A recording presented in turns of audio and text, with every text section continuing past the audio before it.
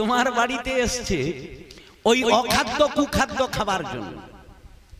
আর ভাত ছড়ালে কাকের অভাব হবে না, ঠিক। বহু কাককে তুমি খাওয়াতে পারো, বহু কাক তোমার ডাকে আসতে পারে, কিন্তু ভাত ছড়ালে কোকিল আসিবে না। কি বললাম? কোকিল আসবে। তাই হাজার ভাত ছড়াও, হাজার নিমন্ত্রণ, তো কোকিল আসবে। তাহলে কোকিল এখানে কে না? এই জগতে যারা ভজন করছেন সাধু গুরু বৈষ্ণব, তারা হুট করে এখানে ওখানে যাবে না। যেতে গেলে তাকে আগে লাইন বাঁধতে হবে, ওখানে গিয়ে সেবা নেওয়া যাবে কি না। তাহলে কাক বহু পেতে পারে, কা কা করছে, খা খা করছে, কিন্তু কোকিল আপনি পাবেন না। তাহলে দুটো ক্যাটাগরি। 10 লক্ষ চন্দ্রজা পাখিদের মধ্যে শ্রেষ্ঠ পাখি কোনটি? আজ্ঞা, হ্যাঁ, এই তোমার ঠিক বলেছ, ময়ূর ভগবানের কি মস্তকে আছে। আবার ওই ময়ূরের পাখা দিয়ে গোবিন্দকে বাতাস দিতে, এই যে গরম বাতাস দিতে হয় আরতির সময়, চামর বেজন, ময়ূর পুচ্ছ বেজন, ভগবানের সেবায় লেগে গেছে। 10 লক্ষ চন্দ্রজা পাখি জন্ম 10 লক্ষ বার চলে গেল, কত গেল? 50। এরপরে সব থেকে বেশি হলো পশুরা, 30 লক্ষাংশ। পশু জন্মটা 30 লক্ষ বার। এর মধ্যে একটি শ্রেষ্ঠ জন্ম আছে, যে জন্ম পেলে আর পশু জনিতে যেতে হবে না। সেটার নাম কি? গোমাতা, গাভী। গাভী জন্মের শ্রেষ্ঠ জন্ম। তাহলে এইবার যেটা ব্যাখ্যা দিতে গিয়ে এত কথা বললাম, পশুদের মধ্যে 2 ক্যাটাগরি পশু আছে, হ্যাঁ কি না? 2 ক্যাটাগরি মানে একটি মাংসাশী আর একটি তৃণভোজী, নিরামিষাশী। এইবারে মাংসাশী প্রাণীর গঠনতন্ত্র কেমন? যারা মাংসাশী প্রাণী হয় তাদেরকে বলা হয় গরু, গাধা, ছাগল। ও, তাহলে জানেন আপনারা, কুকুর, বিড়াল, শৃগাল, বাঘ, সিংহ নাকি? আচ্ছা, এদের দাঁতগুলো কেমন? হায়, আশিসের দরে মোর ঘরে বাবু জুতা খুলে রাখছে, শৃগাল জুতা টাঙিয়ে নিয়ে যায়, খাইয়ে দিচ্ছে। এক পাটি লিয়ে পালিয়েছে, মাছ তলায় পড়িয়েছে, তাকে কুটরি কুটরি খাইয়ে দিচ্ছে। তাহলে কি হলো? কার কোন দিকে লক্ষ্য? কি এখন কুকুরের, বাঘের, সিংহের গঠনতন্ত্রটি কেমন না? যারা মাংসাশী হয় তাদের দাঁত হয় সূচালো, ধারালো, বাঁকানো। পায়ের নখ হয় সূচালো, ধারালো, বাঁকানো। মাংসকে ধরে ছিঁড়ে ছিঁড়ে খাবে বলে, হ্যাঁ কি না? মাংসাশী প্রাণী জল কেমন করে খায় বলুন? জিভ বের করে চেটে চেটে খায়, দেখবেন, লক্ষ্য করবেন। এখন তৃণভোজী প্রাণী, গরু, গাধা, ছাগল, এদের দাঁত কেমন? সূচালো, বোঁথা বোঁথা, সমান্তরাল। এরা জল কেমন করে খায়? পিয়ে খায় নাকি? আচ্ছা, গরুকে আপনি গাই মাছ মাংস দিবেন, খায়? খাবে? বাঘ সিংহকে খড় গুঁড়ো দিলে খাবে? কেন? সে তো অবলা, যা পাবে খাবে, খাবে না। এইবারে মানুষ সর্বশ্রেষ্ঠ, এইটা বলবো বলে এতগুলা ব্যাখ্যা দিচ্ছে নাকি? এইবারে মানুষের দাঁত সূচালো, ধারালো, বাঁকানো। মানুষ কি খায়? এইবার প্রশ্ন আপনাদের, এরপরে আর আমাকে ব্যাখ্যা দিতে হবে। আপনি কি খাচ্ছেন? এই যে ফাঁকিবাজি, ফকরামি কথা বলছে, খাওয়ায় কি দোষ? সব দোষ খাওয়ায়। আপনি এই যে আপনার দাঁত সূচালো নয়, ধারালো নয়, আপনাকে ভগবান ভাগবত বলছে মানুষ কোনদিন মাংসাশী নয়। মানুষ হলো তৃণভোজী, নিরামিষাশী। মানুষ জোর করিয়া কার খাদ্য খাচ্ছে? বাঘ, সিংহ, কুকুর, বিড়ালে। আচ্ছা, তার খাদ্য খেলে তাদের খাদ্য সংকট হবে, আর তাদের ওই খাদ্য গুণটা কার উপরে পড়বে? বলুন কার উপরে মানুষ? আরে বলতে কষ্ট আমার উপরে। যেমন খাদ্য খাবেন তেমন কাজ। কি আমাকে হাসে মহারাজ বলতিছে, বাবু ভাগবত করতে আসছেন এখানে, আমি বহুদিন আছি, এই সব এলাকার লোক মাছ মাংস ছাড়া কোনো রুচি নয়, তুমি আজ যে একাদশীতে বইটা ঘেঁট করো ঢুকিয়ে খাবে। আমারও মাথায় প্রচন্ড চিন্তা ছিল বাবু, করা তো হয়েছে 2-3 কড়া। এখন সত্যি কথা, এখানে মানুষ ভোজন পিয়াসী, অর্থনৈতিক ডেভেলপ, সব বাইরে ইনকাম করে। আর যাদের একটু অর্থ আছে, স্বাচ্ছন্দ্য ভাবে জীবন যাপন, তারা একটু ভালো কি রিল্যাক্স করে বাঁচতে চায়। এটা খাবো ওটা খাবো, খুব প্রিয় খাবার। তো যাই হোক, এখন সেটা আমার যে ডিসিশনটা, আমি তো ভাবলাম তাহলে তো ভুল হবে। বহু কষ্ট করে সারা দুপুরবেলা এই গরমে মায়েরা মাতাজিরা সে সাধু নিয়ে আসছি আপনাদেরই জন্য, কারণ আনজন যারা একাদশী করেনি তাদেরকে একটু তো মুখে কিছু দিতে হবে। আশিসকে বললাম বড় সাধু লিয়াই এখানে কোথায় পাওয়া যায়, তাকে পকোড়া করছি, যদি মানুষের একটু রুচি ফিরে খাইয়া যদি লোভ বাড়িয়া একাদশী করে।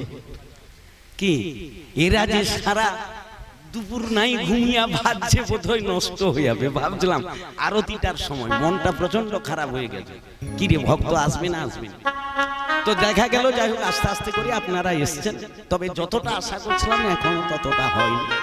তবে এটা প্রথম দিন, আমি জানি হবে, মগজ ধোলাই হতেই হবে, না হয়ে ছাড়িয়ে যাবে। আর যেটা হবে সেটা আজ প্রথম দিন, একবারে 7 দিনের দিন মূল্যায়ন হয়ে যাবে কি হবে। তো যাই হোক, সেখানে তাহলে এখানে মানুষ যা খাদ্য খাচ্ছে ওই খাদ্য গুণগুলো মানুষের মধ্যে আসছে। কি রকম গুণ খাদ্য খাদকের উপর গুণ বিস্তার করে। আমি আপনাদের দুটো তরল পদার্থের গুণগত মান দেখাই।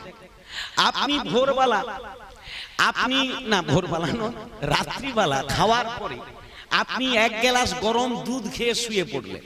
আচ্ছা, দুধ তরল পদার্থ, পানীয়, দুধের কি ক্ষমতা আছে না, দুধের শক্তি রন্ধ্রে রন্ধ্রে যাবে, হ্যাঁ কি না? এই জন্য একটা আগে প্রবাদ ছিল, আমার দাদুরা বলতেন, শাকে বাড়ে মল আর দুধে বাড়ে, দুধে বল, শক্তি। আচ্ছা, দুধের পরিবর্তে আপনি দুধ না খেয়ে আর 1 গ্লাস যদি তরল পদার্থ খেয়ে নেন,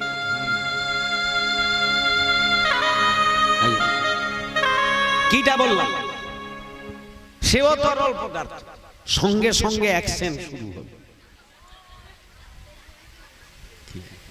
এই জন্য এখন যুব সম্প্রদায় কঠে দুধে জল মদে কি, হ্যাঁ কি না? আগে বলতো দুধে বাড়ে বল, শাকে বাড়ে মল। আপনি আপনার সহজ পচ্য খাদ্য খেলে, আপনি যদি দুপুরবেলা শাকসবজি ডাল ভাত গ্রহণ করেন, সন্ধ্যাবেলা মল হয়ে বেরিয়ে যাবে, হ্যাঁ কি না? আর সেই মানুষ জোর করে হিংস্র জন্তু পশুর খাদ্য জুহার রসনা চরিতার্থ করতে গিয়ে আপনি যা গ্রহণ করলেন, এই খাদ্যটা খেয়ে আপনি তো সহজে হজম করতে পারবেন না।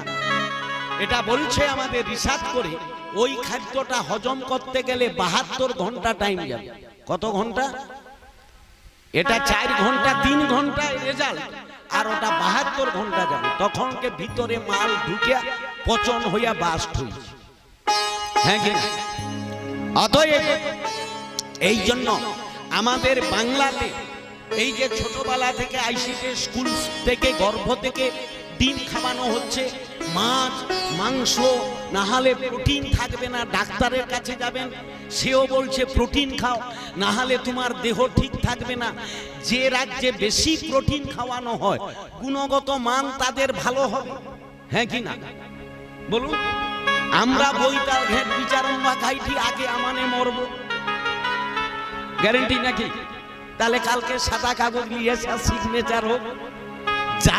যারা বেশি করে ওই সব খাদ্য খাচ্ছেন আর যারা আপনাদের খাওয়ার নির্দেশ দিচ্ছেন, তাদেরকেই ভেলোর যাবার টিকিট আগে নুবানি রাখতে হবে, হ্যাঁ কি না?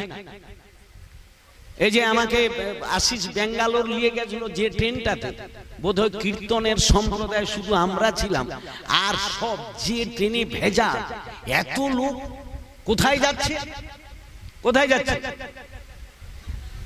বেঙ্গাল।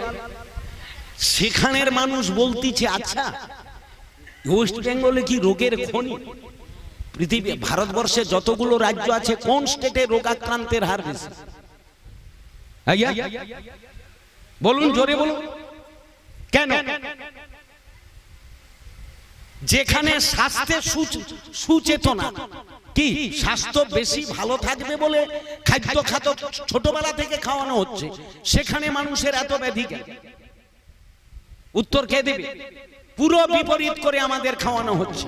আপনাদের চরণে নিবেদন করছি, এই খাদ্যগুলো আপনারা খেয়ে যেমন আপনারা জাহান্নামের পথে যাবেন, আবার শাস্ত্র বলছে ওর দ্বারাই আপনি পাপ অর্জন করছেন।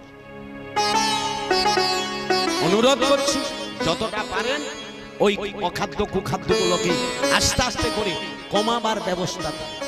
যতটা পারবেন নিরামিষ খাওয়ার চেষ্টা করুন। আমরা কোনোদিন মাংসাশী নয়। হয়তো বলবেন তর্কের খাতিরে খাদ্যাভ্যাসে পরিণত করে ফেলেছেন, কিন্তু ওই খাদ্যটা গ্রহণ করবেন না। ওর দ্বারাই রিপু উত্তেজনা হবে, ইন্দ্রিয় চাঞ্চল্য হবে, দেহের বহু ক্রমবিকাশ এসে যাবে। এই জন্য বাঘ সিংহ এদের যেমন উগ্র ভাব, ওই খাদ্য খেলে ওই ভাবটা কার উপরে পড়বে? মানুষের উপর। এই জন্য মানুষ হুট করে এখন রাগের মাত্রা বাড়ছে না কমছে? লোভের মাত্রা বাড়ছে না কমছে? স্বামী স্ত্রী এ তার কথা শুনেনি, সে তার কথা শুনেনি, একটু খালি বলিয়ে দিন ব্যাস, গলায় দড়ি নেবো, বিষ খাবো নাকি মরো, কে না?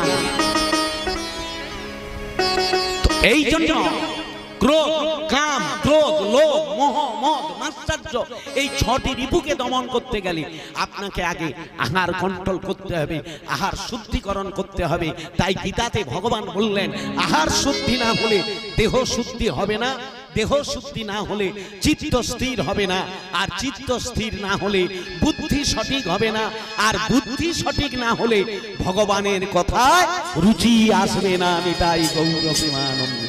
এই জন্য ভগবানের কথায় সবার রুচি আসেনি, ঠিক আছে সবাই। তবে কি হয়, কেউ যদি না হাসতে চায় তাকে যেমন কুতকুতিয়ে হাসানো হয়, হ্যাঁ কি না, জোর করিয়া, এইরকম সেই রকম আপনাদের জোর করিয়া একটু কুতকুতানি দিবার ব্যবস্থা আছে। দেখি কি হয়, কে হাসে আর না। অতএব এই জন্য মানুষ তাহলে কিসের দ্বারায় পাপ করে? কিসের দ্বারা? প্রথম নম্বর কি বললাম? দেহের দ্বারা। একটা ব্যাখ্যা দিতে গিয়ে অনেকগুলো প্রমাণ দিয়ে দিচ্ছি। এরপরে এখান থেকে ৮০ লক্ষ মধ্যে গোমাতা শ্রেষ্ঠ কেন, এখানটা বলে দিই। আচ্ছা, মানুষকে যদি আমরা ধরি, আমরা তো রূপে শ্রেষ্ঠ, গুণে শ্রেষ্ঠ, বিদ্যায় শ্রেষ্ঠ, বুদ্ধিতে শ্রেষ্ঠ। আচ্ছা আপনারা বলুন, মানুষের কোনো একটা অঙ্গ গোবিন্দের সেবায় লাগে, হ্যাঁ কিনা বলুন? লাগে। আচ্ছা, গাভী কেন শ্রেষ্ঠ? গোমাতা। গাভীর প্রতিটি বস্তু কার কাজে লাগছে? আরে আপনি মা বাবার শ্রাদ্ধ দিতে যাবেন, আগে পুরোহিত বলবে কি আনু? গোমূত্র, গোমাই, দধি, দুগ্ধ, ঘৃত। কার কাছ থেকে পেলাম? গোমাতার কাছ থেকে। আচ্ছা, আমি তো বিদ্যার রূপে বহুতে শ্রেষ্ঠ, আমার মল কোনো কাজে লাগে? কি হাসে? লাগবে। আরে মল লাগা তো দূরের কথা, বাড়ি গেলেই দোষ। কি হাসে? বাড়ি গেলে দোষ, পেটের ভিতরে আছে কোনো দোষ নাই, বাড়ি গেলেই দোষ। এই যে আপনারা বসে আছেন, কেউ যদি ফুস করিয়া বার করি দে তাতেও দোষ। আরে ওটা তো বাড়াবে। তাহলে আপনার কোনো একটা বস্তু গোবিন্দের সেবায় লাগে না। তাই এই মানুষ হলো চতুর্লক্ষঞ্চ মানবা। এইখান থেকে 80 কমপ্লিট, আর 4 লক্ষ থাকলো, তাহলে মানুষের শ্রেষ্ঠ কবে হবে না? মানুষ যেদিন এই পাপগুলোকে নিষ্কাশন করে, যেদিন গুরুচরণ আশ্রয় গ্রহণ করে কৃষ্ণ ভক্ত হবে, ভগবানের প্রসাদ চরণামৃত সেবা করবে, সেই দিন মানুষের উদ্ধার। ঠিক আছে, একটু ধৈর্য ধরবেন। আমাকে প্রফুল্ল বাবু আশিস বলে দিয়েছিল যে বাবা আমাদের এখানের লোক 9টা সাড়ে 9টা পর্যন্ত বড় জোর থাকবে, তারপরে পালিয়ে যাবে নাকি, এরকম ভাব আছে। তো ভাগবত তো এইরকম সময় আমাকে দিলে ভাগবতের আর কতটুকু আমি এগোব, কারণ এটা পারায়ণ যোগ্য, সব বিষয়ে টাচও করা যাবে না। তো যদিও একটু আধটু করে যাই, ভাগবত 7 দিনে কি আর ব্যাখ্যা করা যাবে? এরকম কি সারা জনম যদি বসেন ভাগবতের ব্যাখ্যা শেষ হবে? তো যাই হোক, তার মাধ্যমে একটু একটু টাচ করতে হবে। তো আপনারা যদি অধৈর্য হন বলবেন, আমাদের যদিও এটা করা উচিত নয়, তবু আপনাদের যেহেতু আপনারা নতুন এলাকায় নতুন পর্যায়ে, যদি আপনাদের নিহাত কারোর যদি অসুবিধা হয়ে যায়, ভালো না লাগে, কারোর হয়তো ঘুম আসছে, কারোর বা বাড়িতে এমন হয়তো মালিক আসবে ইত্যাদি ইত্যাদি, চলে এসছেন আবেগে, কেউ অনুগ্রহ করে দয়া করে কেউ যাবেন না। গৃহস্বামীর পক্ষ থেকে আপনাদের চরণে নিবেদন করছি, যদি নিহাত কারোর অসুবিধা হয়, আমরা আর একটু হরিকথা চালাবো, কারণ না টাইম দিলে হবে না। মাত্র এখন কটা বাজে? 10টা। আর 1 ঘন্টা টাইম দিবেন তো নাকি? হ্যাঁ কি না? দেওয়া যাবে নি? আচ্ছা, যদি দিতে পারেন ভালো, না দিতে পারলে আরো ভালো নাকি? যাদৃশ্য ভাবনা তাদৃশ্য কর্ম। তবে আপনারা দণ্ডবোধ করে প্রণাম করে আমাদের একাদশীর যা অনুকল্প আছে, যার যেটুকু ব্যবস্থা আছে, আপনারা সেই অনুকল্পটি কৃপা করে গ্রহণ করে যাবেন, না হলে কালকে আমি ধরা পড়ে যাব যদি বেড়ে যায়। কথা বলতে পারছি? অর্থ ব্যয় হয়ে গেছে, ভক্ত সেবা নিলেই ভালো। তো আমাদের পেছনে আমরা ভগবানকে ভোগ লাগিয়ে দিয়েছি। নিহাত যদি কারোর কোন রকম অসুবিধা বোধ মনে করেন, এখানে দণ্ডবোধ করে ভগবানের কাছে একটু তুলসী নিয়ে আপনারা আজকের জন্য, খালি প্রথম দিন আজকের, আর আজকেরই একাদশী পড়ে গেছে, কাল থেকে আর আপনাদের এত কষ্ট পেতে হবে না। কাল থেকে আপনারা অন্ন প্রসাদ পাবেন। আজকেরই একাদশীর অনুকল্প। আর আপনাদের চরণে নিবেদন করব, আপনারা যদি 5টা সাড়ে 5টায় ঢুকে যান, আমরা তাহলে 6টায় আরতি শুরু করলে 1 ঘন্টা আমাদের আরতি কিন্তু করতেই হবে। এটা আমাদের নিয়ম সিস্টেম, ওটা বাদ দিয়ে হবে না। এই যে আপনারা পরিক্রমা করেননি, আজকের একটু করলেন, এইভাবে পরিক্রমা করে এটা প্রত্যেক দিন হবে। তো আপনারা যদি 6টা সাড়ে 6টার মধ্যে গ্রাউন্ডে ঢুকে যান, তাহলে আমরা 7:30টায় যদি পাঠটা আরম্ভ করতে পারি, তাহলে আরতিতে 1 ঘন্টা, আর এদিকে তবু 2 ঘন্টা 2.5 ঘন্টা পাবো।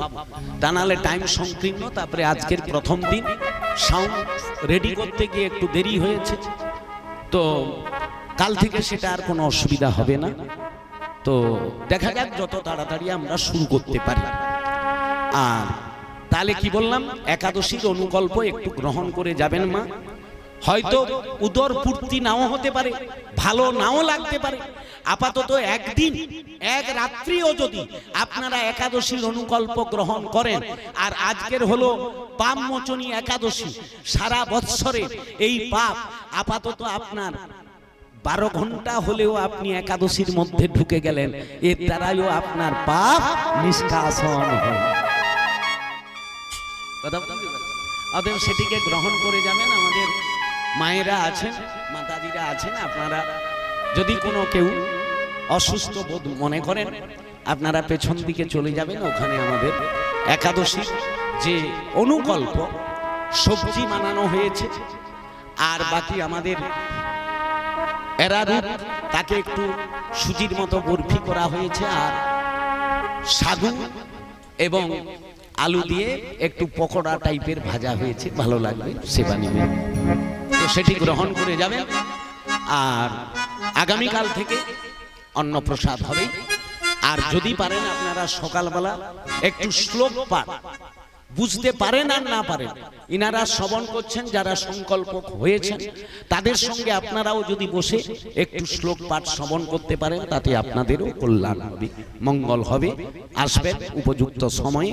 তাহলে মানুষ দেহের দ্বারা পাপ করে, আর এই দেহটি সেই দিনই আপনার গোবিন্দের সেবায় লাগবে যেদিন আপনি সদ্গুরুর চরণ আশ্রয় গ্রহণ করে গৌর গোবিন্দের সেবা করবেন। নিতাই গৌর প্রেমানন্দে। দেহের দ্বারা, বাক্যের দ্বারা। আচ্ছা, এই ফিটগুলা কি চলে? এটা একটু চলে রে, একদম কোচি দেখ তোরে, এই ফিটগুলো কিন্তু একবারে চলে। আমি মানে এখানে শুধু বাইরের সঙ্গের সাউন্ড আসছে, এগার সাউন্ড একবারে। তো দেহের দ্বারা, মনের দ্বারা, মনের দ্বারাই কি পাপ? পাপ কোনদিন বাপকে ছাড়ে না। আসতে কি বললাম? পাপ কোনদিন বাপকে ছাড়ে না। আচ্ছা, পাপটা মনের দ্বারা কি হয় না? আপনি যেদিন কোন অপগ্রহিত কর্ম করলেন, মানুষ নেশার ভরে হোক কি কর্মের ফেরে হোক, বন্ধু বান্ধবের আড্ডায় হোক, যেমন করে হোক, যখন মানুষ একটা অপগ্রহিত কর্ম করে তখন মানুষের ভেতরে কর্মটা করার সময় মনে জাগে না, কিন্তু কর্মটা করার পর আপনার মনে মনে আঘাত করে না? করে আজ্ঞা, যে বোধহয় কাজটা আমার করা ঠিক। ওই কচি এই ফিটগুলো চলেনি, তুই আইসা স্টেজে আইসা দেখে যা। তো সেখানে বলছেন যে মনের দ্বারা, এর দ্বারাই অপরাধ হয়ে আপনার ভেতরে পাপ ঢুকে গেল। এরপর বললেন মনের দ্বারাই, দেহের দ্বারাই, তারপরে বলছে শেষে বলছে কার দ্বারা? বাক্যের দ্বারা। এই যে কথা, এই কথার দ্বারা আপনি যদি কাউকে আঘাত প্রাপ্তি কথা বলেন, আপনি দেখবেন সেখানেই আপনার অপরাধ হবে। এই জন্য ভাগবতে বলেছেন কলিযুগে অভিশাপ কারোর ভেতরে ফলপ্রদ হবে না। কেউ কাউকে যদি অভিশাপ দেন, এই জন্য মা বাবা, মা ছেলে মেয়েদের অভিশাপ দেন। অভিশাপ পড়ে বাবা? হ্যাঁ কি না? রেগে তো অভিশাপ দিল, অভিশাপ পড়ে কেন না? কলিযুগে অভিশাপ পড়বে না। তাহলে কলিযুগে অভিশাপ পড়বে না, কি পড়বে? যা না পড়ে অভিশাপে, তা পড়ে যাবে কিসে? মনস্তাপে। কি মনস্তাপ? এই যে বাক্যের দ্বারা, কথার দ্বারা আপনি এমন কিছু বাক্য বললেন, সেই বাক্যের দ্বারা আপনি যদি কাউকে আঘাত প্রাপ্তি করেন আপনার কথার দ্বারা, আর সে ওই বাক্য শুনে যদি কিছু না বলে জয় নিতাই বলে দণ্ডবোধ করে চলে যান, এর এমন অপরাধ, এমন পাপ, আপনি আপনার সবংশ ধ্বংস হয়ে যাবেন। এই জন্য মা কাউকে কোনোভাবে বাক্যের দ্বারা আঘাত করবেন না। এই বাক্য দোষ একটা মারাত্মক দোষ। এই কথা বাক্য বাণ, এই বাণ একটা মারাত্মক বাণ।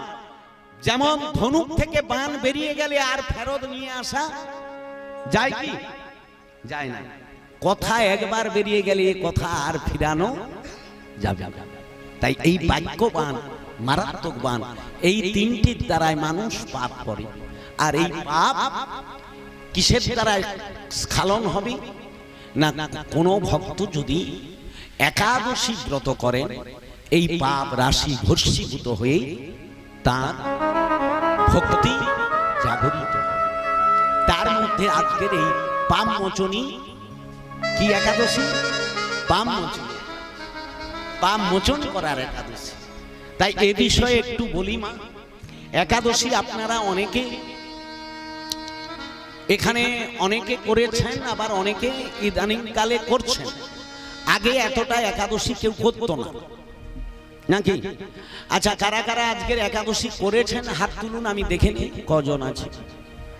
বাহ, অনেকজন। ভালো, আগামী দিনে আরো যেন হাত তুলতে পারেন।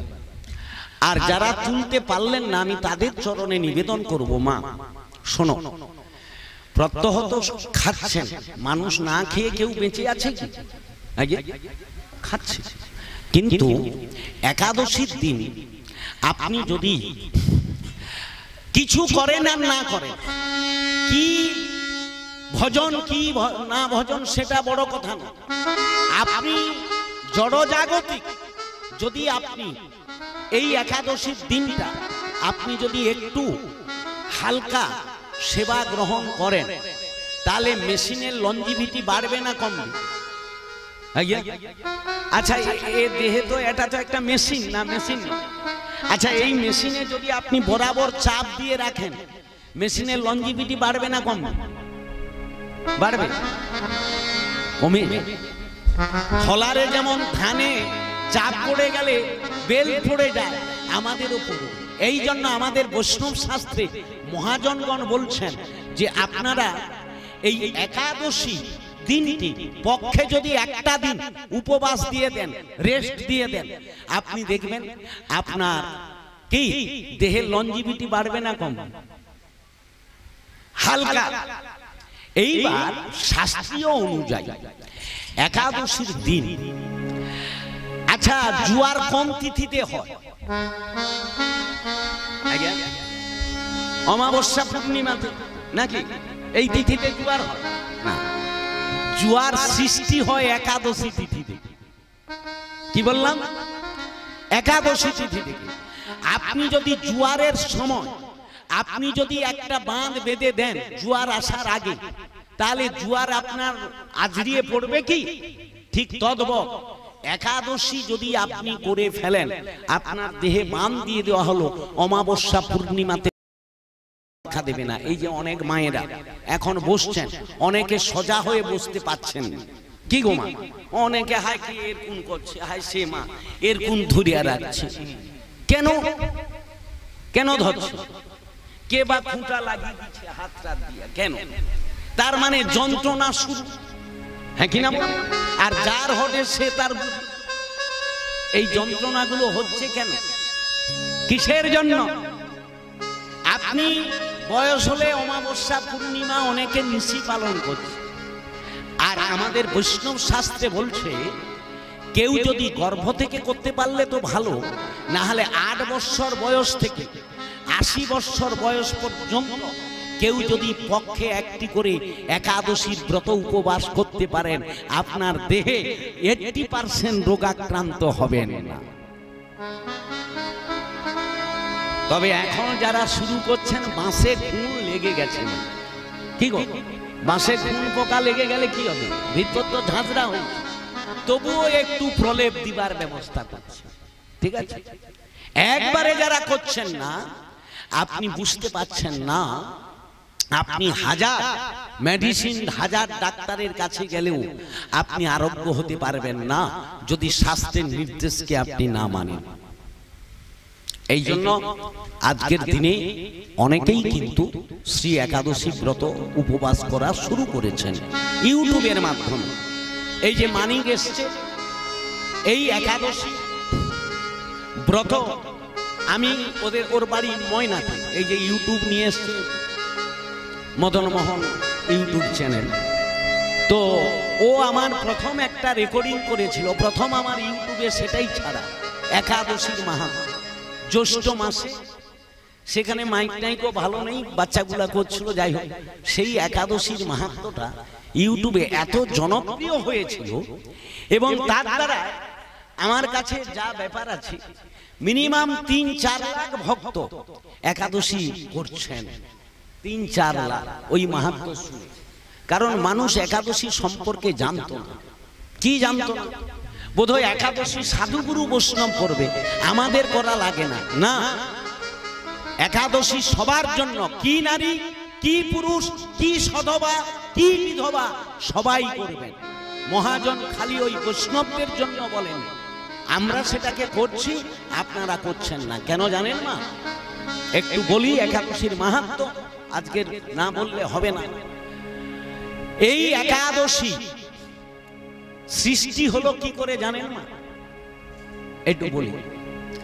একটা সময় মানুষ মারা গেলে কোথায় যায়? কোথায় যায় মা? স্বর্গে যায় নাকি? স্বর্গ মানে কোন দিকে? উপরে না। আপনি বলছেন আপনি পুত্র হয়ে কামনা করবেন আমার পিতা নরকে যাক, আমরা এই জন্য বলছি বোধহয় স্বর্গ প্রাপ্তি হয়েছে। না, যে যার কর্ম অনুযায়ী যে যার প্রাপ্তি হবে, সেটা যে যার কর্মের উপর ডিপেন্ড করছে। তো মানুষের ভূত আত্মা দেহটা অগ্নিতে ভস্মীভূত হয়ে যায়, আর জীবাত্মা দেহটা বিচারের জন্য কোথায় চলে যায়? আইয়া জমালয়। কোথায় যায়? জমালয়। মানুষ মরলে তাহলে কোথায় যায়? জমা লয়। জমা মানে ভালো করে বুঝবেন, জমপুরি সংযমনীপুরি আর জমা লয় আক্ষরিক অর্থে কি হলো? জমা মানে কি? প্লাস, আর লয় মানে মাইনাস। আপনি আপনার জীবদ্দশাতে কতটা পাপ করছেন, কতটা পুণ্য করছেন, এই জমা খরচের হিসাব হয় কোথায়? জমালয়।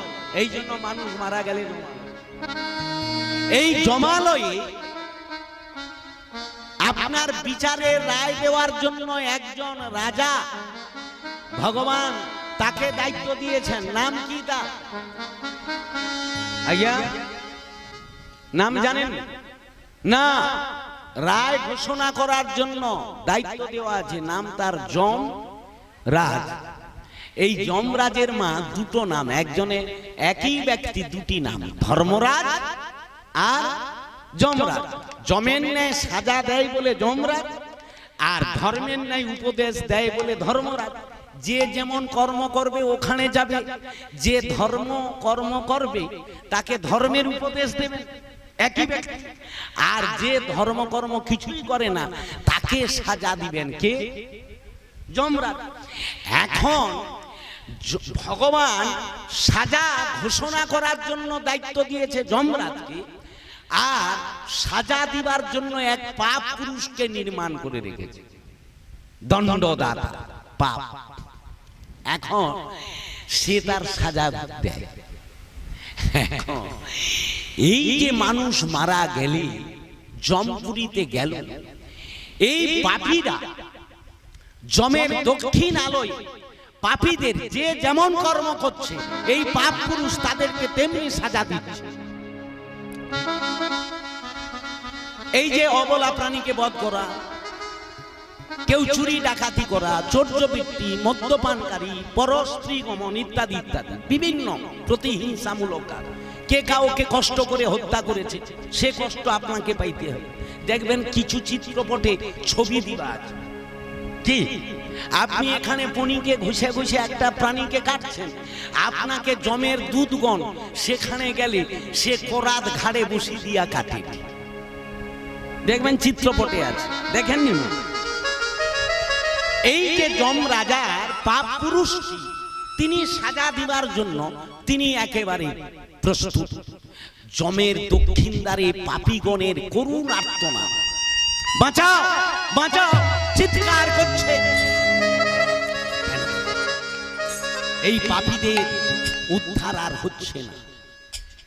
একদিন দেবর্ষিপাদ নারদ পৃথিবী পরিভ্রমণ করতে করতে চলে এলো কোথায়?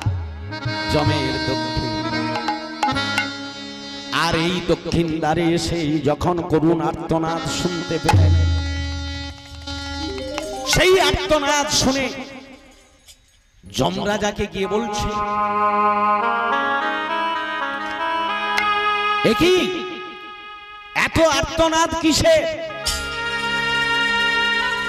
তখন বলছে ওই পাপীরা, বলছে এই পাপীদের কি উদ্ধারের কোনো রাস্তা নেই? তখন যমরাজ বললেন, এই পাপীরা যতদিন না সাজা পাচ্ছে ততদিন উদ্ধার হওয়ার কোনো রাস্তা। নারদ তো পরম বৈষ্ণবতমা, তাই নারদের মনে করুণা জাগরিত হলো। আর নারদ তখন এই পাপীদের এত করুণ আর্তনাদ শুনে এই পাপীদের উদ্ধার করবার প্রয়াস নিয়ে নারদ চললেন বৈকুণ্ঠে ভগবানের কাছে। প্রভু প্রভু আমি মর্তভূমিতে গিয়েছিলাম প্রভু, আমি গিয়ে যখন দেখলাম পাপীদের করুণ আর্তনাদ, প্রভু আপনি এই পাপীদের উদ্ধার করার একটা ব্যবস্থা করে দেন প্রভু, আমি সেই আর্তনাদ শুনতে পারিনি। তখন বলল বেশ। ভগবান বললেন এই পাপীদের আগে আমি দর্শন করব, চলো। নারদকে সঙ্গে নিয়ে ভগবান এলেন কোথায়? কোথায় এলো? জমপুরীতে। জমা আর যেই জমপুরীতে এসেছে যমরা এই ভগবানকে দর্শন করে ছুটে গিয়ে বলছে প্রভু প্রভু আপনি এখানে এসেছেন প্রভু, আপনি জানেন না প্রভু, আপনি তো আমাকে ডেকে পাঠাতে পারতেন। ওগো মহারাজ আমি এসেছি, আমি একটু দর্শন করব তোমার দক্ষিণ দ্বার। না প্রভু আপনি যাবেন না, ওখানে পাপীরাজ। ভগবান গিয়ে যখন পৌঁছে গেল, সেই পাপীরা করুণ আর্তনাদ চিৎকার, আর সেই আর্তনাদ চিৎকার শুনে ভগবানের অন্তরে করুণা জাগরিত হলো। করুণাত্রয়ী জয়ী ভগবান। তাই সেই করুণা জাগরিত হতে ভগবান তখন বললেন বেশ এই পাপীদের উদ্ধার করার আমি একটা ব্যবস্থা করে ভগবান কৃপা করে নারদের কথায় এই পাপীদের উদ্ধার করবার জন্য কি করলো? বাম অঙ্গ থেকে একটি দেবী মূর্তি সৃষ্টি করলেন, তার নাম দিল একাদশী। আর এই একাদশী সৃষ্টি করে বলল যাও তোমরা এই দেবী মূর্তির পক্ষে একটি করে এই দেবী মূর্তি আবির্ভাব হবে, আর এর ব্রত করলে উপবাস করলে তোমরা পাপ উদ্ধার হয়ে তোমরা আমার চরণে ফিরে আসবে। পাপীদের এই কথা যেই না বলে দিয়েছেন সমস্ত পাপী জেনে গেল, আর তারা এই কষ্ট সাজা পেতে পেতে তারা তখন ভগবানের চরণে ওই একাদশীর শুদ্ধ ব্রত শুরু করলো। আর এই ব্রত শুরু করে পাপ স্খলন হয়ে এরা বৈকুণ্ঠে যাত্রা করলো। দেখতে দেখতে জমালয় শূন্য, আর পাপীরা নেই, সবাই তো জেনে গেছে। এখন এই যে সবাই উদ্ধার হয়ে চলে যাচ্ছে, পাপ পুরুষ যাকে আগে থেকে নির্মাণ করেছে সাজা দিবার জন্য, সে তখন ভগবানের কাছে এসে বলতেছে হায় হায় আপনি যদি একাদশী মূর্তি তৈরি করে আপনি যদি পাপীদের উদ্ধার করে দেন তাহলে আমার আর ডিউটিতে থাকার দরকার নেই। হ্যাঁ কি না? কি কথা মা বুঝতে পারছো? আমি আর কেন থাকবো? আমার কাছে লোক এলে তো সাজা দিব, তার সে সবাই যদি পাপী উদ্ধার হয়ে চলে যায় আমি সাজা দিব কাকে? ভগবান বিপাকে পড়ে গেলেন। হ্যাঁ এ কথা তো ভাবা হলো না। না তোমাকে আগে থেকে সৃষ্টি করেছে, তোমাকে তো কর্ম থেকে নিষ্কৃতি দেওয়া যাবে না, তাহলে কি হবে? ভগবান তখন কৌশল করলেন। এই জায়গাটা ইম্পর্টেন্ট, খুব ভালো করে বুঝে নেন। এইখানে ভগবান তখন বললেন কি, যা পাপীদের যে তোমাদের শোনো, তোমাকে কোথাও ছেড়ে যেতে হবে না। আমি যখন একাদশী সৃষ্টি করেছি, একাদশী তিথি উপস্থিত হলে পাপ পুরুষকে ভগবান নির্দেশ দিল তুমি শস্যের ভেতরে প্রবেশ করো। কার ভিতরে? শস্যের ভিতরে। এই যে শ্বেত, রাই, মাছ, কলাই, জব, ধান, যত রকম শস্য আছে এর ভিতরে ঢুকে যাবে, পাপ পুরুষকে বলল। আর ওই একাদশী তিথিতে যারা শস্য বর্জন করে আমার দেবী মূর্তির উপবাস দেবেন তারা আমার চরণে ফিরে আসবে, আর যারা শস্য গ্রহণ করবে তারা পাপ ভক্ষণ করবে, তাদেরকেই তুমি সাজা দেবে। ভগবানের বিচারটা এবার বুঝতে পারছেন? তাহলে একাদশী তিথি উপস্থিত হয়ে গেলে পাপ পুরুষ শস্যের ভেতরে ঢুকে যায় বলে মা ওই একাদশীর দিন শস্য বর্জন করতে হয়, শস্য গ্রহণ করা যাবে না। যদি কেউ করেন পাপান্ন ভোজন হবে। এই জন্য শস্য মানে কারা? কি কি? ধান, চাল, গম ইত্যাদি তো, শ্বেত, রাই, মাছ, কলাই, জব, ধান, যত রকম শস্য আছে একাদশীর দিন ওই শস্য গ্রহণ করা যাবে না। তাহলে একাদশী কি পাবেন, কি করবেন? এ কথা প্রশ্ন আসে। শস্য যদি না খাই আমরা কি খেয়ে জীবন ধারণ? আমাদের হরিভক্তি বিলাসে একাদশী আপনি কেউ যদি মনে করেন আমি নির্জলা দেব, সেটা আলাদা বিষয়। আপনাকে শাস্ত্র কিন্তু বলেননি যে আপনি নির্জলা দেন। আপনি দেবেন, না দিতে পারলেও কোনো ক্ষতি নেই। তাহলে আপনার ব্রত নষ্ট হবে না, 8 ভাবে ব্রত নষ্ট হবে না। ফল খাবেন, জল খাবেন, দুগ্ধ খাবেন, অনুকল্প গ্রহণ করবেন। কি ফল, মূল, দুগ্ধ, জল, অনুকল্প 7। আর আপনার কেউ যদি দেহ রক্ষার জন্য ঔষধ সেবা করে খেতে পারেন। আর গুরু বাক্য, ব্রাহ্মণ কামনা, এই 8টাতে ব্রত নষ্ট হয় না, আপনারা পাবেন। এই জন্য একাদশীর দিন আপনিও আপনার বাড়ির সবাইকে নিয়ে করতে পারবেন। আপনি যদি ওই সকালবেলা উঠবেন, আমাদের শাস্ত্রে যারা একটু নিগুড়ভাবে ভজন করে 12টা পর্যন্ত কোনো গ্রহণ করেন না, কিন্তু ছেলে মেয়ে সবাইকে নিয়ে সংসার কর্মময় জগতে সবাইকে নিয়ে করতে গেলে সবাইকে একটু খেতে দিতে হয়। কারণ কলির মানুষ কিগত প্রাণ, অন্নগত নাকি গো মা? অতএব এই জন্য মহাজন কি বলছে জানো মা? সকালবেলা উঠবেন, স্নান আদি করে নেবেন, নিয়ে আপনি আখের গুড়, আমি সহজ করে বলে দেই, যারা আগামী থেকে করবেন এই পদ্ধতিতে করলে আপনার দেহের কোনো কনফিডেন্স হারাবে না। আখের গুড় জানেন তো নাকি? আখ গুড় জানেন তো? আপনার বাড়িতে যদি 4 জন হয়, কি 3 জন হয়, কি 6 জন হয়, আখের গুড় নিয়ে চলে আসে। 500 গ্রাম 300 গ্রাম যতটা পারবে নিয়ে এসে আপনি জল 2 গ্লাস করে দিয়ে দিবেন। জল দিয়ে দিবেন, দিবার পরে কি করবেন? ওই গুড়টাকে ভালো করে গলে নেবেন, নিয়ে বায়া দোকানে সন্ধি লবণ পাওয়া যায়। আজকের সন্ধি লবণ গ্রহণ করা উচিত। সন্ধি লবণকে চূর্ণ করে রেখে দিন, ওই গুড় জলে লবণ দিয়ে দিন।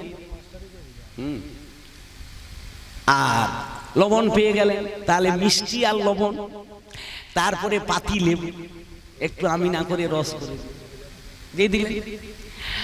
আর একটু যদি মরিচ গুন্ডি করে তাতে একটু দিয়ে দিবেন, ঝাল ঝাল লাগে, টক ঝাল মিষ্টি। আর দিয়ে গোবিন্দকে নমকৃষ্ণায় বলে তুলসী, আপনার আলেখ্য গীতা কি তুলসী টক থাকলে আপনি দিয়ে দিবেন। দিয়ে আপনি ভগবানকে নিবেদন করে আপনি একেবারে প্রেম সে 2 গ্লাস করে গলা ভর্তি করে পেয়ে বেলা 2টা 3টা পর্যন্ত হাড় ভাঙা পরিশ্রম করলে, আপনি মাঠে ঘাটে যেখানেই পরিশ্রম করুন না কেন, আপনার দেহের কোনো কনফিডেন্স হারাবে না। এবং আপনার যে মনে হবে না যে আমি উপসে আছি, ক্ষুধায় আছি, মনে হবে। অতএব আপনারা, তারপরে তো ফল আছে, বাদাম সিদ্ধ করে পেতে পারেন, বাদাম ভেজে পেতে পারেন, আলু, কাঁচরম্ভা, পেঁপে, এগুলো সবজি বানিয়ে পাওয়া যায়, অনেক অনেক পাওয়া যায়, অনেক পদ্ধতি আছে একাদশীর যা আছে। আর এই যে ইস্কন টিস্কনে তো আরো হাই ফাই বিভিন্ন খাবারের ফুলঝুরি বিভিন্ন করা যায়। এই যে এখন রাঙালুর দ্বীপ, এই যে আজকের আমি এখানে লাল আলু রাঙালুটা পেলাম না, আশিসকে আনতে পাঠাইছিলাম। এই রাঙালুর পরমান্ন করে দিলে তাতেই অস্থির। রাঙালুর পরমান্ন পেয়েছেন কোন? মাননি, পেলাম না, আজকের পাইয়ে দিতাম নতুন জিনিসটা, কিন্তু রাঙালু এখানে পেলাম না, পেলে আমি করে দিতাম। যাই হোক, অনেক পাওয়ানো যায়। তো পানি ফলের ডাস, তাকেও করা যায়। আর একটা সপ্তাহকাল ভাগবতে আমরা গিয়েছিলাম তোমার রামনগর, সে পুরা পানি ফলকে ডাস্ট করে রাখছে, গুড় দিয়া বেশ সুন্দর ঘেটে দিতে একবারে পুরা সেই সুজির মতো হালুয়ার মতো হয়ে গেল, খুব ভালো। অনেক হাই আমাদের বৃন্দাবনের দিকে ফরচুনা পাওয়া যায়, অনেক জিনিস। তো আপনি যদি একটা দুটা ব্রত আপনার কষ্ট হবে, তারপরে আপনি ঠিক অভ্যাস যোগে পড়ে যান, আপনার আর এই খাই খাই ভাবটা মনে আসবে। এই তো আশিসের পরিবার আজ 3 বছর ধরো একাদশী করতেছি, এখন সে আই বৌমা বলে আমাদের আর কিছু খেতে ভালো লাগে। তার মানে এটা কি? অভ্যাস হয়ে গেলে আর আপনার খাই খাই ভাবটা আসবে। প্রথমটা মনে হবে হায় হায় সারাদিন উপোস করিয়া থাকবো কি করে, কি যারা প্রথম করবেন আপনি লাইনে নেমে যান, দেখবেন ঠিক হয়ে যাবে। যাই হোক, তাহলে একাদশী, এই জন্য একাদশীর মাহাত্ম্য 24টি একাদশীর প্রতিটি মাহাত্ম্য আছেন, আর ভগবান শ্রীকৃষ্ণ এই একাদশীর মাহাত্ম্য বর্ণনা করেছেন। কার কাছে? কার কাছে? যখন কুরুক্ষেত্রের যুদ্ধ শেষ হয়ে হস্তিনার সিংহাসনে যখন যুধিষ্ঠির মহারাজ বসলেন, আর ধর্মপুত্র যুধিষ্ঠির আর ভগবান শ্রীকৃষ্ণ হস্তিনা থেকে যাওয়ার সময় বার্তা দিয়ে গেল যে তোমার ধর্মরাজ্য সেই দিন প্রতিষ্ঠিত হবে যেদিন তুমি প্রতিটি প্রজাগণকে একাদশী করাতেই পারে। এই জন্য মাহাত্ম্যে দেখবেন যত মাহাত্ম্যে বর্ণিত আছে, শুনছেন কে? যুধিষ্ঠির মহারাজ, বলছেন কে? ভগবান শ্রীকৃষ্ণ। এই ভগবান শ্রীকৃষ্ণ বলছেন যুধিষ্ঠিরকে, আর সেই উপদেশ পরম্পরা ভাবে আমাদের কাছে এসে গেছে। কিন্তু কালের স্রোতে কলিযুগ আসার সঙ্গে সঙ্গে কলির মানুষ অন্যায়, অবিচার, প্রবঞ্চনা, মিথ্যা বাটপাড়িতে ঢুকে গেল, আর যার কারণে পরপর মানুষ একেবারে পাপময় সংসারে নিমজ্জিত হয়ে গেল। আমাদের শাস্ত্রের নির্দেশ, সাধুগুরু বৈষ্ণবের নির্দেশ মানুষ নিতে চাইল না। তাই পরবর্তীতে ইদানিং কালে আস্তে আস্তে করে মানুষের মধ্যে একটা চৈতন্যর সত্তা জাগরিত হচ্ছে। আজকের সেই একাদশীর দিন আমরা শুরু করেছি। তাহলে ভাগবত শ্রবণ করছেন পরীক্ষিত মহারাজ, আর এই পরীক্ষিত গোবিন্দের চরণ আশ্রয় গ্রহণ করে সপ্তাহ কাল ব্যাপী ভাগবত শুনেছিলেন। কেন শুনেছিলেন? না, পরীক্ষিত মহারাজের উপরে ব্রহ্মশাপ হয়েছিল। ব্রহ্মশাপ কেন হলো? না, পরীক্ষিত মহারাজ যুধিষ্ঠির মহারাজের পরে হস্তিনার সিংহাসনে বসলেন কে? না, পরীক্ষিত মহারাজ। আর এই পরীক্ষিত বসার সময় যুধিষ্ঠির পরীক্ষিতকে বসাবার সময় বললেন, হে ভাই, ভাই বলে সম্বোধন করলেন। কেননা যুধিষ্ঠির সঙ্গে পরীক্ষিতের সম্পর্কটা কি? হ্যাঁ, দাদু আর নাতি।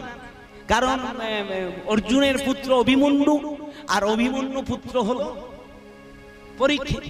তো পরীক্ষিতকে বলছে, ভাই তুমি আমাকে কথা দাও, আমি নিশ্চিন্তে স্বর্গে যাব, আমার রাজ্যে যেন অধর্মের প্রবেশ না।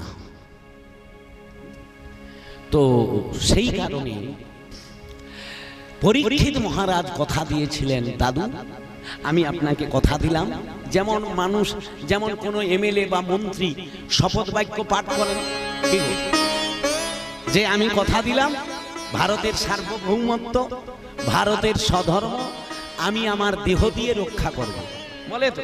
ঠিক পরীক্ষিত শপথ বাক্য পাঠ করলেন, আমার রাজ্যে আমি অধর্ম প্রবেশ হতে দেব না।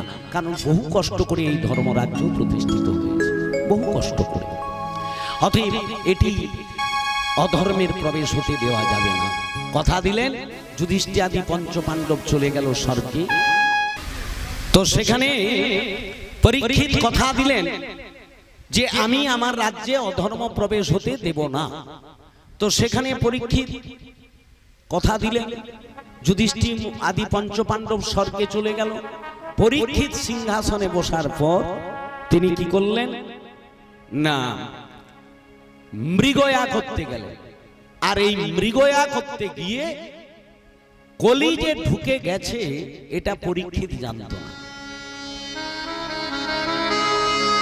পরীক্ষিত মহারাজ মৃগয়া করতে গিয়ে দেখলেন অনতি দূরে গভীর অরণ্যে একটি গাভী শয়নে রয়েছে, আর একটি বৃষ তিনি দাঁড়িয়ে আছেন। আর সেই যে বৃষভ তার 3টি পদ চলে গেছে। ভালো করে বুঝবেন, এই জায়গাটা বলে আমি বিশ্রাম করব। আপনারা রাতও ঘন হয়ে যাচ্ছে, একটু শুনে নেন, অবতরণটা করিয়ে দিই। তো সেইখানে তাহলে গোমাতাটি শুয়ে আছে আর বৃষভটি দাঁড়িয়ে আছে। পরীক্ষিত লক্ষ্য করে দেখলো না, ওই বৃষভের 3টি পদ চলে গেছে, এক পায়ে দাঁড়াতে পারছে না। তার উপর এক দণ্ডধারী পুরুষ, দৈত্যকায় পুরুষ, তিনি দণ্ড ধরে প্রহার করছে। কাকে? ওই বৃষভটিকে। আচ্ছা মা, চতুষ্পদ প্রাণীর 3টি পদ চলে গেলে এক পায়ে দাঁড়াতে পারবে? হ্যাঁ কি না? তার উপর বেত্রাঘাত, এ বড় কষ্টের।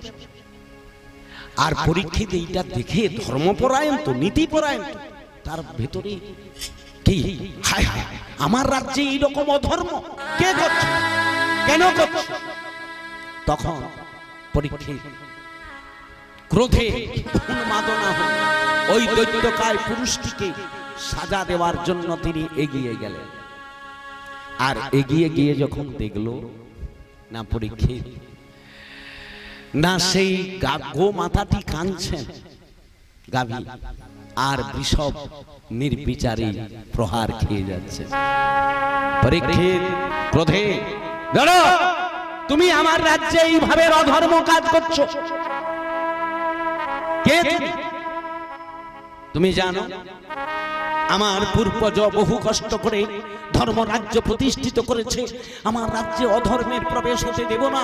আমি আমার দাদুকে কথা দিয়েছিলাম। তুমি এত বড় এক অবলা প্রাণী, আবার এর 3 পদ চলে গেছে, এক পায়ে দাঁড়াতে পারছেন না, তার উপর বেত্রাঘাত, কত বড় অপরাধমূলক কাজ, কি গো?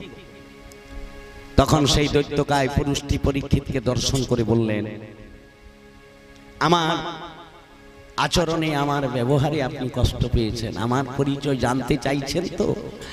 আমার পরিচয় আপনি পেয়ে যাবেন। আপনি যাদেরকে প্রহার করছি তাদেরকেই আপনি বার্তা করুন, বলুন। তাদের পরিচয় পেয়ে গেলে আমার পরিচয় পেয়ে গেল। তখন পরীক্ষিত মহারাজ করজোড়ে সেই বৃষভটিকে বলছেন, কে আপনি মহানুভব? আপনার 3টি পদ বা গেল কোথায়? এক পায়ে দাঁড়িয়ে আছেন। আর সেই গাভীটিকে বলছে, আপনি বা কে? আপনি প্রতিবাদ করছেন না, কাঁদছেন, আপনি কি? তখন সেই গাভীটি বললেন, আমি হলাম পৃথিবী। কি বললাম? মানে ধরা দেবী, গোমাতা রূপে বিচরণ করছে। আর বৃষভটিকে বলল, আপনার 3টি পদ গেল কোথায়? আপনি কে? না, বৃষভ হলো ধর্ম। তাহলে ধর্ম আছে বলে পৃথিবী আছে, না পৃথিবী আছে বলে ধর্ম আছে? কোনটা ঠিক হবে? ধর্ম আছে বলেই পৃথিবী আছে। তাই সেই গোমাতা কাঁদছেন ধর্মের এই দুরবস্থা দেখে। ধর্ম বলছে আমার 4টি যুগে 4টি পদ। কি কি? ক্ষমা, দয়া, শৌচ, সত্য। সত্য যুগে 4টি পদ ছিল, আমি বিচরণ করেছিলাম।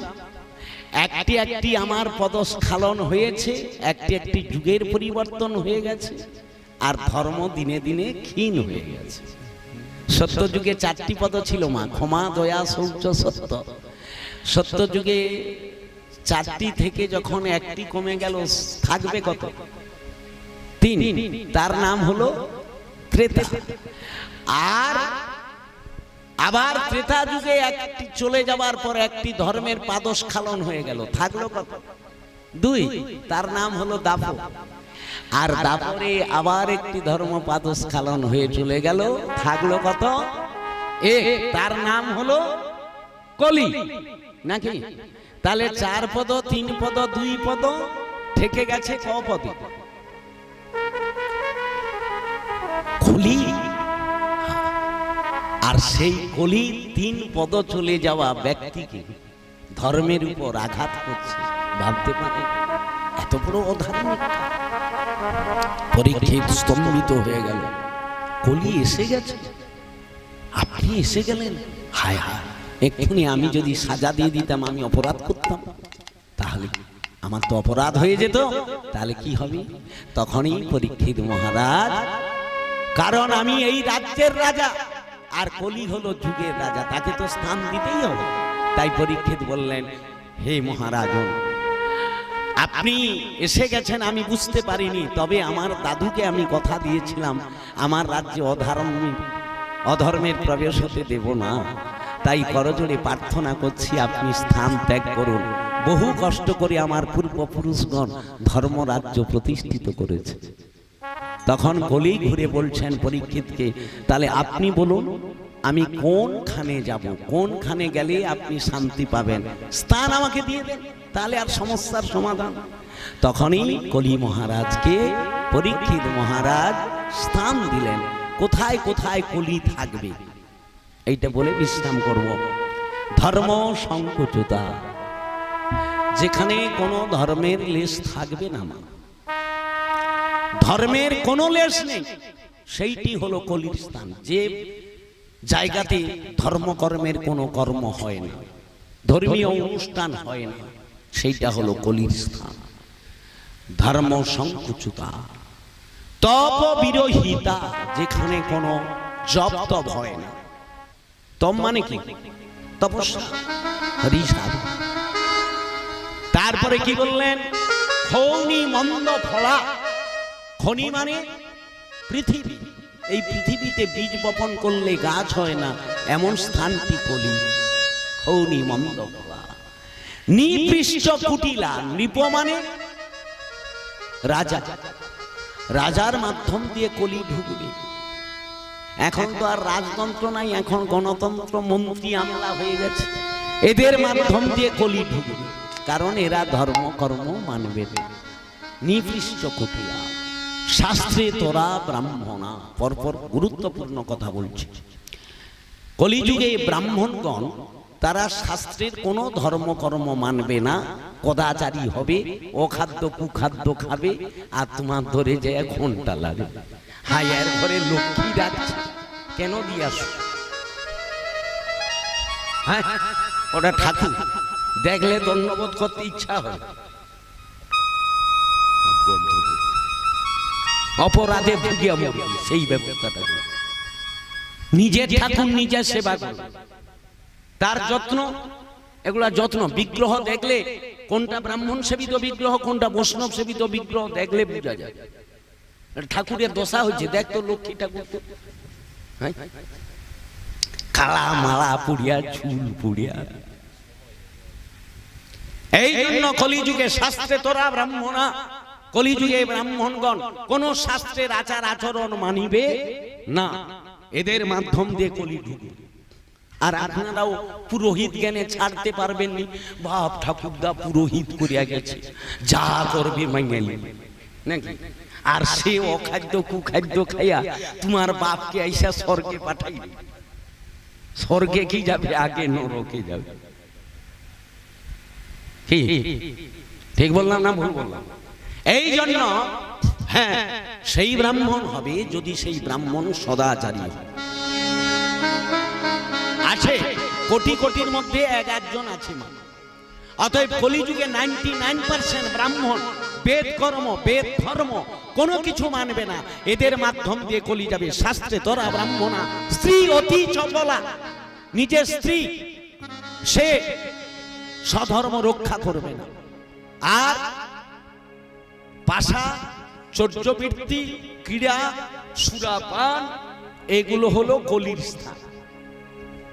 কথা বুঝা গেছে? সুরাপানকারী, তারপরে এই যে জুয়া টুয়া, পাশা খেলা ইত্যাদি, এগুলো কলি থাকবে। তাহলে পরীক্ষিত মহারাজ কলিকে দিতে দিতে সব জায়গা দিয়ে দিয়েছেন। কলি খুব আনন্দ। এখন কলি শেষে বলছে আমাকে আর একটা জায়গা দিলে আমি খুব আনন্দ পাবো। বলে সেটা কি না? সুবর্ণ। সুবর্ণ মানে সোনা, সোনার মধ্যে কলি থাকে। আর পরীক্ষিতের মাথা ঘুরে গেল, এ তথাস্তু বলে দিচ্ছে। আর কলি কি করছে না, ছেড়াং করে উঠে পড়ছে কোথায়? মাথা রাজমুকুট পরা আছে, সোনা আছে, সোনার মধ্যে কলি থাকবে। রাখলেন কোথায় পরীক্ষিত? না, যে জায়গাটায় বললেন আমার ধর্মীয় ভগবানের গুণকীর্তন, নাম ও সংকীর্তন, হরিযজ্ঞ, ভাগবত যজ্ঞ যে জায়গায় হবে, যেখানে গণ্ডি দেওয়া থাকবে, তার ভিতরে আপনি ঢুকবেন না, কৃপা করুন আর আপনি বিচরণ করুন। তাহলে টোটাল জায়গাটা পেয়ে গেল। রাখলো কোন জায়গাটা? ধর্মীয় স্থান। বলে এটাকে কতক্ষণ টিকাবেন, ধরে রাখবেন কি করে? আমি টেস্ট করে এই বলে কলি বললেন, বেশ আপনি যান, আমিও চলে যাই। মনের আনন্দে কলি চলে গেল। কিন্তু কলি যে পরীক্ষিতের পেছনে পেছনে যাচ্ছে, সেটা আর কলি পরীক্ষিত জানতে পারে কেন? ওই যে সোনার মধ্যে কলি থাকে, এত বড় নীতিপরায়ণ, ধর্মপরায়ণ, তার মাথাটাকে গুলিয়ে দিল এই কলি, চেপে গেছে।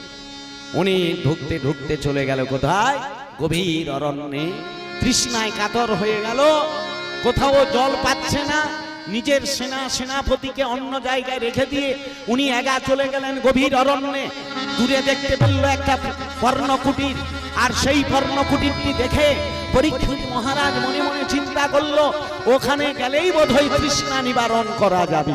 তাই পরীক্ষিত গেলেন, গিয়ে সেখানে তিনি দেখলেন না উঠোনে একজন মুনিবর বসে আছে। মুনিবরকে গিয়ে বললেন, আমি এই রাজ্যের রাজা পরীক্ষিত, আমাকে জল দাও, তৃষ্ণা নিবারণ করি, আমাকে জল দাও, জল দাও। কিন্তু সেই মুনি যে বসে আছেন, তিনি তার বহির্জগতের কোনো জ্ঞান নেই মা। তিনি একেবারে ধ্যানস্থ হয়ে বসে আছেন, অষ্টসিদ্ধ পারদর্শী। বাইরের জগতে কে এসেছেন, কেন এসেছেন, কিসের জন্য এসেছেন, এ কথা তিনি জানেন না। তখন সেই মুনিটির নাম ছিল কি মুনি? শমিক মুনি। ভালো করে মনে রাখবেন, কি মুনি? শমিক মুনি। আর এই মুনি এই অবস্থায় এত করে পরীক্ষিত ডাক দিচ্ছেন, মুনির ধ্যান ভঙ্গ হয় নাই। তাই পরীক্ষিত মনে মনে চিন্তা করলো, আমি এই রাজ্যের রাজা এসেছি, আমি তৃষ্ণায় কাতর, আর আমাকে দেখে মুনি কি ব্যঙ্গমা করছে না ধ্যান করছে? এই বলে উনি কি করলেন, ধনুকের ডগায় সামনে একটা লক্ষ্য করলো মৃত সর্প। এখন আশ্রমের চত্বরে মৃত সর্প থাকবে, হ্যাঁ কিনা? এখানে তো মন্দির আছে, তাহলে সামনেটাই কি পচা সাপ পড়বে, মরা সাপ হয়, যদিও পড়ে না তো পরিষ্কার করে দেবে। এই মৃত সর্পটি ছিল কোথায়? এ কে? না, এই হলো কলি। মৃত সর্প হয়ে পড়ে গেল, আর পরীক্ষিতের মাথায় তো চেপে গেছে কলি। উনি কি করলেন, ধনুকের ডগায় সেই সাপটিকে নিয়ে মুনির গলায় ঝুলিয়ে দিলেন। যথা পূর্বং তথা পরং। কি হলো? সাপ দেখলে যে কেউ আটকিয়ে উঠবে, হ্যাঁ কিনা? উঠবে নি ভয়।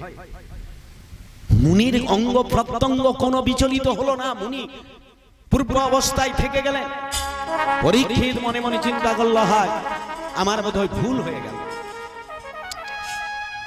কিছুটা দূরে গিয়ে দেখলেন একটি সরোবর, সেখানে তিনি তৃষ্ণা নিবারণ করে পরীক্ষিত তার সৈন্য সামন্তদেরকে নিয়ে রাজ্যে ফিরে এলেন। এসে তার এই কৃতকর্ম, আমি মুনির কাছে একটা বোধহয় অপরাধ করলাম, এইটি উনি ব্যক্ত করছেন। আর এদিকে শমিক মুনির গলায় মৃত সর্প ঝুলিয়ে আছে। আর শমিক মুনির একজন পুত্র ছিল, নাম তার ছিল শৃঙ্গী। কিছুটা দূরে ছেলেদের সঙ্গে, বন্ধু বান্ধবদের সঙ্গে খেলায় রত ছিল।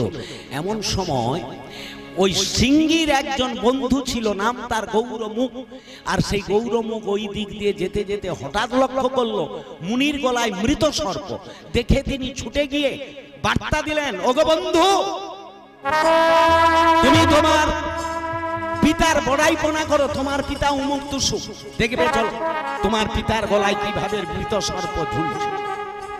আর সেই গৌরমুখের কথা শৃঙ্গী মুনি শুনে পিতার অপমান সহ্য করতে না পেরে, বন্ধু বান্ধবদের কাছে পিতার তিরস্কার শুনতে না পেরে, শৃঙ্গী তখন 12 বর্ষীয় বালক, তিনি তখন কি করলেন না, যজ্ঞসূত্র ধরে জল ধরে ত্রিসত্য জ্ঞাপন করলেন, আমার পিতার উপর যে এই রকম অন্যায় অপকর্ম করেছে, যে তক্ষক দিয়ে আমার পিতাকে গলায় ঝুলিয়ে দিয়েছেন, এই তক্ষক দংশনে তার 7 দিন পরেই মৃত্যু হবে।